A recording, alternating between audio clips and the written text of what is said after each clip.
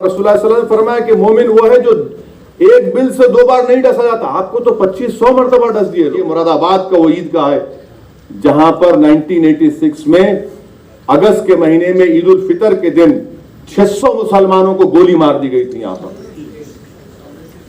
सरकार कांग्रेस की थी। मेरा मानना यही है और जब तक मैं जिंदा रहूंगा मानता रहूंगा कि भारत की जमहूरियत, भारत का आइन उस वक्त मजबूत होगा जब मुसलमानों की एक सियासी आवाज होगी, मुसलमानों का एक पॉलिटिकल रिप्रेजेंटेशन होगा। अब जाहिर है यहां पर बैठने वाले लोग जो इन सेकुलर पार्टियों को चाहते हैं, मुझे यकीन है कि आपको तकलीफ होगी, मगर सच्चाई यही है कि फिरका परस्ती 1950 से शुरू हुई। फिरका परस्ती आज भी अपने उरूज पर है और कल भी रहेगी। फिरका परस्ती से मतलब क्या है कि जब मुसलमानों को वोट डालने का मतलब आता है, मामला आता है, तो सब बोलते हैं कि नहीं मियाँ जी वोट नहीं दे सकते। ये खुली खुली बात मैं आपसे कह रहा हूं कि आप वोट नहीं दे सकते, हम नहीं मगर जब बरादरी की बात आएगी तो यकीनन सब वोट देंगे। मगर जहां पर मुसलमान की बात आएगी बोलेंगे नहीं वोट नहीं देंगे। अच्छा, आज आप कहेंगे पार्लियामेंट में 4% मुसलमान एमपी हैं, उन 4% में 26 है ना, 26 एमपी, 26 एमपी में सिर्फ 2 एमपी ऐसे हैं जो 10 या 15% नाम मुसलमानों के वोटर लिस्ट में जीत कर आए हैं। एक तो तमिलनाडु में मुस्लिम लीग के एमपी हैं, दूसरा हमारे अंसारी भाई थे, अफजाल अंसारी भाई थे। अब जितने उससे हटकर जो 24 एमपी जीत कर आए हैं, ये सेकुलर पार्टी की मेहरबानी नहीं है, ये 30% से ज्यादा मुस्लिम वोटर है तो इसलिए जीत कर आ रहे हैं। तो इनका ये बोलना कि हम जिताए नहीं जिताया, तो 30% के ऊपर जहां पर वोटर लिस्ट में मुसलमानों की आबादी है, वोटर लिस्ट में नाम है, आप जीत कर आते हैं। तो इसमें आपका बोलना कि नहीं हम तीर मार लिए, नहीं आप तीर नहीं मार रहे। अगर आप तीर मारते तो फिर आप यूपी में बीजेपी को रोक देते। अच्छा, तीसरी बात यह है कि मुसलमानों में एक, जैसा बदरुद्दीन भाई ने कहा बिल्कुल सही है, मुसलमानों में एक जुनून है कि हम फिरका परस्त पार्टियों को वोट नहीं देंगे। बहुत अच्छी बात है, मगर आपको यह भी देखना है कि आपको भी जिंदा रहना है। मैंने जो सियासत सीखी अपने वालिद के पैरों के पास बैठकर सीखी, अपने बुजुर्गों से सीखी, हम बदरुद्दीन भाई से भी सीखते हैं। बदरुद्दीन भाई 2 in 1 है, ये आलिम दीन भी है और सियासतदान भी है। तो जहां पर बदरुद्दीन भाई का काम मुश्किल में पड़ जाता वो दुआ देके फूंक देते हैं, जो मैं नहीं कर सकता, मेरे पास नहीं है। मगर आप देखिए कि ये आलिम दीन है और एक प्रैक्टिकल आलिम दीन है। ये इनका ये इसमें फंसे हुए नहीं है उस डिबेट में। और बदरुद्दीन भाई आपसे ये नहीं कह रहे हैं कि पिछले बार इनका कांग्रेस से अलायंस हुआ था और इनकी बदौलत कांग्रेस को उतनी सीटें मिली आसाम में, और जब इख्तिदार नहीं मिला कांग्रेस को तो नतीजा आने के 24 घंटे नहीं हुए, मैंने अपने कान और आंख से सुना कि कांग्रेस के लीडर बदरुद्दीन भाई को बदुआ दे रहे थे। ये इनकी सियासत है। बदरुद्दीन भाई, हम सही कह रहे हैं, झूठ तो नहीं कह रहा ना हजरत, वरना इतर की शीशी भी नहीं मिलेगी। देते नहीं है, इनसे खुशबू मांगो, बोलते मैं दुआ दूंगा, पढ़ के फूंक दूंगा। तो कांग्रेस ने यह काम किया। तो ये चीज आपको देखना है। अब हम इंडिया अलायंस में हम नहीं है, भाड़ में जाए, मुझे उसकी फिक्र नहीं है, मुझे कोई फिक्र नहीं है। मैं इसलिए कह रहा हूं कि भाई साहब उसमें बैठकर क्या करेंगे, दम घुटेगा। वहां पर आप आइडियोलॉजी पर बीजेपी से मुकाबला क्यों नहीं करना चाहते? मुकाबला करें ना आइडियोलॉजी पर बीजेपी से। आप पहले ये कहेंगे कि देखो माहौल इतना खराब है कि अगर आपको देंगे टिकट तो फिर हमको हिंदू वोट नहीं मिलेगा, ये खुला बोलते हैं। तो आप, मैं खुल के कह रहा हूं, अंदर कमरे में कहते हैं। अच्छा, फिर आप देखिए कि राहुल गांधी अमेठी से क्यों हारे और वायनाड से क्यों जीते?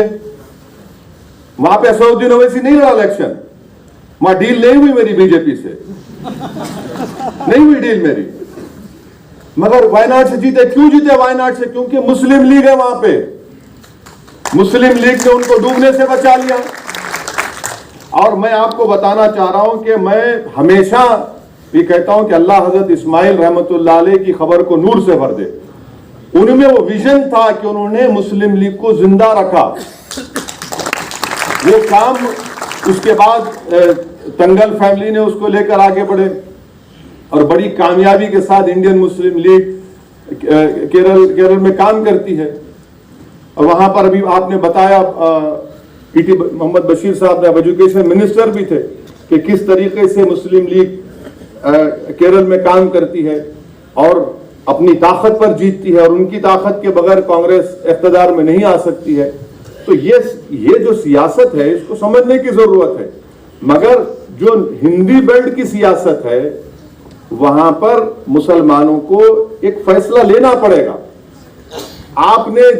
मैं पिछले उत्तर प्रदेश के चुनाव में बोला कि भाई ठीक है, आप बहुत से लोग मुझे बोले कि हम फैसला कर लिए, हम आप वोट नहीं दे सकते। मैं ठीक है, मैं लड़ूंगा। तो उन्होंने कहा कि नहीं, हम अब के बार बीजेपी को रोक देंगे। मैंने उनसे कहा कि देखिए, एक बात समझिए कि आप रोकिए जरूर, मगर ये तो बताइए कि आप जीतेंगे कितने। आप अपनी आवाज तो बनाइए, 3-4 को जिताइए जो आपके लिए लड़ेंगे, आपकी आवाज बनेंगे। बोले नहीं, हम फैसला कर लिए कि अब के बार हम साइकिल को साथ देंगे। मैंने कहा मुबारक, आपका फैसला है, मैं थोड़ी बहुत मुझे तकलीफ होगी मगर आप कर लीजिए, मगर आप मैं इनको बताया कि आप कामयाब नहीं होने वाले। बोले आपको कैसे मालूम? मैं बता रहा हूं आपको कामयाब नहीं होंगे आप। मगर जुनून था, पूरे मसाजिद से ऐलान हो गया, सब मसाजिद से ऐलान हो गया। जुमे के खुतबे में इमाम साहब मिंबर रसूल पर खड़े होके अच्छा फैसला लीजिए, शैतानियत को शिकस्त दीजिए, इंसाफ को कामयाब करिए, सब बोला गया। और माशाल्लाह से मुसलमान सुन लिया। मगर नतीजा क्या निकला? नतीजा ये निकला कि बीजेपी चुनाव जीती मगर आपके नुमाइंदे कामयाब नहीं हुए। तो ये आपको डिफरेंस महसूस करना है। मेरा जो पॉलिटिकल ओरिएंटेशन है मैं उसकी बात कर रहा हूं। मेरा मानना यही है और जब तक मैं जिंदा रहूंगा मानता रहूंगा कि भारत की जमहूरियत, भारत का आइन उस वक्त मजबूत होगा जब मुसलमानों की एक सियासी आवाज होगी, मुसलमानों का एक पॉलिटिकल रिप्रेजेंटेशन होगा। जब तक आपके पास आपके वोट से कामयाब शुदा एमएलए, एमपी, काउंसलर, सरपंच नहीं होंगे, आपके मसाइल नहीं हल हो सकते हैं। मिसाल आपके सामने है, बदरुद्दीन भाई ने कहा कि 2 साल में उनके इदारे की तरफ से 600 लड़के नीट कामयाब हुए, लड़के लड़कियां। तो कांग्रेस क्यों नहीं करती? कांग्रेस को करना चाहिए ना। तो बोलेंगे ना हम सत्ता में आके करेंगे। जब सत्ता में आ जाएंगे तो बोलेंगे आपके लिए नहीं कर सकते, सबके लिए करना है। करिए, सबके लिए करिए। मुस्लिम लीग है, मुस्लिम लीग का एक स्ट्रक्चर है, पार्टी का बेहतरीन स्ट्रक्चर है। मैं खुद जाके देखा हूं। आज हमारे पार्लियामेंट में 75 साल का डिबेट थी, पार्लियामेंट की सियासी सफर की। तो मैंने अपनी तकरीर में शुरुआत में कहा कि मैं आज इस यहाँ पर ऐवान में खड़े होकर सलाम करता हूँ मौलाना हिफ्जुर रहमान को, मैं सलाम करता हूँ बनात वाला साहब को और सुलेमान सेठ साहब को। ये मेरी बदकिस्मती रही कि मैं हिफ्जुर रहमान साहब को नहीं देखा, मगर मैंने अपनी आंखों से बनात वाला साहब को, सुलेमान सेठ साहब को देखा।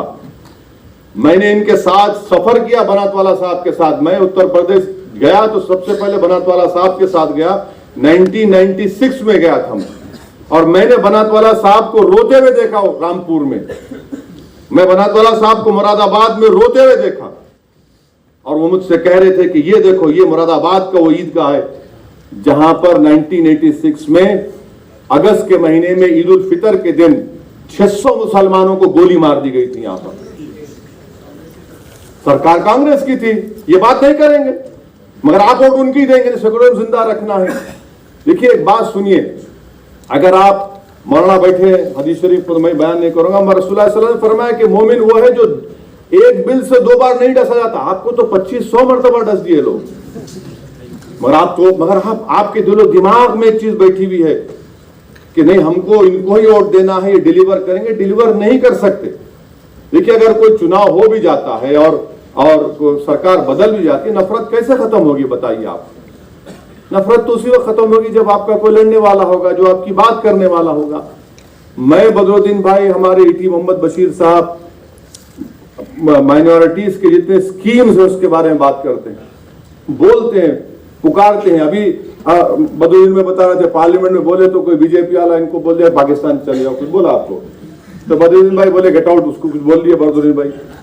तो नहीं देखिए, आपको ये बात समझना है कि अगर आप सिर्फ यही समझेंगे कि हम वोट डालने वाले बनेंगे, मुबारक, आपका इख्तियार है, मैं उस पर कोई इख्तलाफ नहीं कर सकता हूं, मगर याद रखिए 40 साल के बाद जब आपकी ये नस्ल, जिसको जनरेशन जी कहते हैं, वो आपसे पूछेगी आपने क्या करके दे दिया हमारे को, जब आप क्या जवाब देंगे?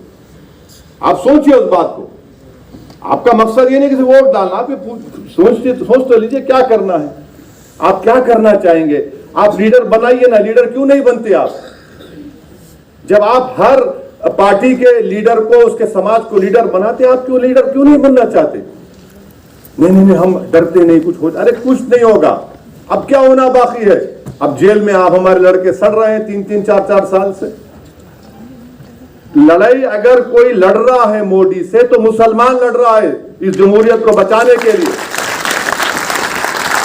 घर अगर किसी का टूट रहा है तो इंडिया अलायंस लोगों में घर नहीं टूट रहा है। किसी को मॉब लिंचिंग की जा रही है तो किसी सेकुलर नेता के बेटे की मॉब लिंचिंग नहीं की जा रही है। किसी की बेटी को तालीम से अगर रोका जा रहा है तो इनकी बेटियों को नहीं, मेरी बेटी को रोका जा रहा है।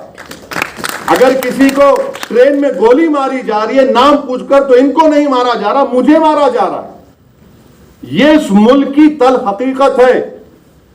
अगर आप यही समझ लेंगे मुशायरे में बैठते जाके वो सेकुलरिज्म के बारे में शायर बोला, आपका दिल बड़ा खुश हो जाता है साहब, मगर रियलिटी क्या है? रियलिटी कुछ और है। रियलिटी आपको पुकार पुकार कर कह रही है कि तुम नेता बनो, लड़ो, अपने हुकूक के लिए बात करो, मगर हम डरते हैं कि अगर हम वोट डाल देंगे तो वो जीत जाएंगे। आप वोट दे दे के थक जाएंगे, वो जीतते रहेंगे। आप मेरी बात समझो, मेरी बात को। आप यकीनन बीजेपी को हराना है, मगर आप अच्छा, सियासत में पॉलिटिकल बार्गेनिंग होती है। पॉलिटिकल बार्गेनिंग आप क्या कर रहे हैं मुसलमान? आप हर समाज को ले लीजिए, चाहे यादव हो, कुर्मी हो, कुशवाहा हो, ठाकुर हो, ब्राह्मण हो, जितने समाज हैं उनमें इतना सियासी शौर्य है कि पॉलिटिकल बार्गेनिंग करते हैं अपने समाज के लिए। हम क्या करते? नहीं बस हमको बचा लो, आप हमारे घर को बचा लो, हमारी मस्जिद को बचा लो। अरे फिर जिंदा रहने का मकसद क्या है बताओ? फिर आज आप कितने साल जिएंगे? 60 साल, 70 साल, उसके बाद सब बीमारियां लग जाते हैं। अरे आप ये भी तो देखो कि भाई हम क्या कर रहे हैं फ्यूचर के लिए, आप उसके बारे में सोचिए। मेरा यही कहना है कि सियासत में हिस्सा लीजिए। आप मुझे पसंद नहीं करते, कोई परवाह नहीं, मगर इलेक्शन लड़िए, लीडर बनिए, नेता बनिए, काबिल बनिए, आइए मैदान में। और जो खास तौर से जो हमारे पढ़े लिखे नौजवान लड़के लड़कियां हैं, आप ये पॉलिटिक्स से क्यों दूर हो रहे हैं? नहीं हमसे नहीं होता भाई, ये गंदगी है। अरे भाई गंदगी को कौन साफ करेगा? फिर आपको ही साफ करना है ना।